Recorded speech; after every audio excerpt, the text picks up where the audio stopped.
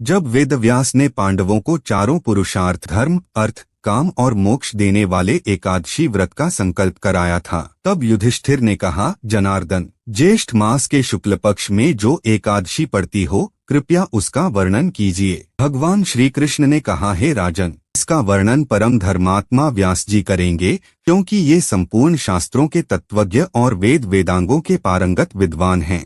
वेद व्यास जी कहने लगे, कृष्ण और शुक्ल पक्ष की एकादशी में अन्न खाना वर्जित है। द्वादशी को स्नान करके पवित्र होकर फूलों से भगवान केशव की पूजा करें। पहले ब्राह्मणों को भोजन देकर अंत में स्वयं भोजन करें। यह सुनकर भीमसेन बोले, परम बुद्धिमान पितामह, मेरी उत्तम बात सुनिए। राजा युधिष्ठिर, माता कुंती, द्रौपदी, अर्जुन, नकुल और सहदेव ये एकादशी को कभी भोजन नहीं करते तथा मुझसे भी हमेशा यही कहते हैं कि भीमसेन एकादशी को तुम भी न खाया करो, परंतु मैं उन लोगों से यही कहता हूँ कि मुझसे भूख नहीं सही जाएगी। भीमसेन की बात सुनकर व्यास जी ने कहा, यदि तुम नरक को दूषित समझते हो और तुम्हें स्वर्गलोक की प्राप्ति अभीष्ट है, और तो दोनों पक्षों की एकादशियों के दिन भोजन नहीं करना।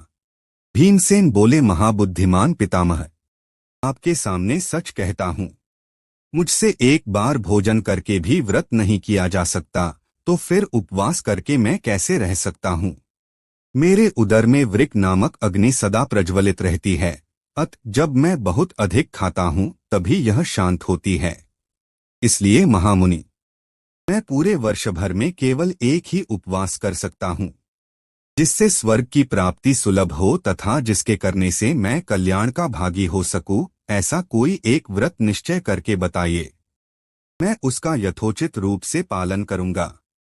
व्यास जी ने कहा, भीम, ज्येष्ठ मास में सूर्य वृष राशि पर हो या मिथुन राशि पर शुक्ल पक्ष में जो एकादशी हो, उसका यत्नपूर्वक निर्जल व्रत करो। केवल कुल्ला या आचमन करने के लिए मुख में जल डाल सकते हो, उसको छोड़कर किसी प्रकार का जल विद्वान पुरुष मुख में न डालें, अन्यथा व्रत भंग हो जाता है। एकादशी को सूर्योदय से लेकर दूसरे दिन के सूर्योदय तक मनुष्य जल का त्याग करे तो यह व्रत पूर्ण होता है। इसके बाद द्वादशी को प्रभात काल में स्नान करके ब्राह्मणों को विधिपूर्वक जल और सुवर्ण का दान करे। इस प्रकार सब कार्य पूरा करके जितेंद्रिय पुरुष ब्राह्मणों के साथ भोजन करें। वर्ष भर में जितनी एकादशियां होती हैं, उन सबका फल इस निर्जला एकादशी से मनुष्य प्राप्त कर लेता है, इसमें तनिक भी संदेह नहीं है।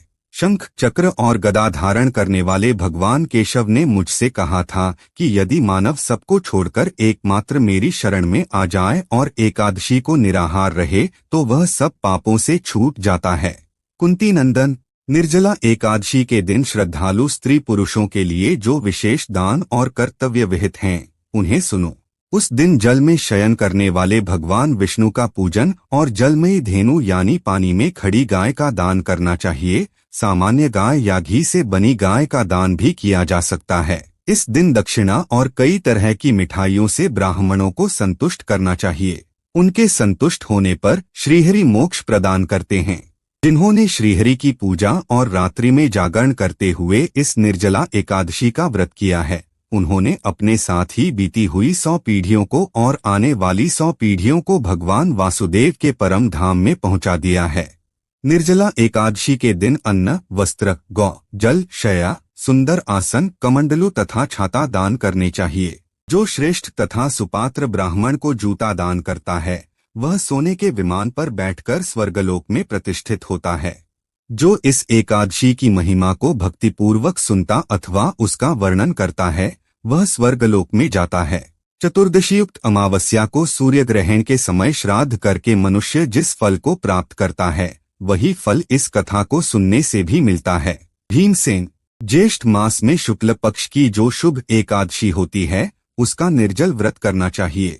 उस दिन श्रेष्ठ ब्राह्मणों को शक्कर के साथ जल के घड़े दान करने चाहिए। ऐसा करने से मनुष्य भगवान विष्णु के समीप पहुंचकर आनंद का अनुभव करता है। इसके बाद द्वादशी को ब्राह्मण भोजन कराने के बाद स्वयं भोजन करे। जो इस प्रकार पूर्ण रूप से पापनाशिनी एकादशी का व्रत करता है, वह सब पापों से मुक्त हो आनंदमय पद को प्राप्त होता है। यह सुनकर भीमसेन ने भी इस शुभ एकादशी का व्रत आरंभ कर दिया। निर्जला एकादशी का महत्व।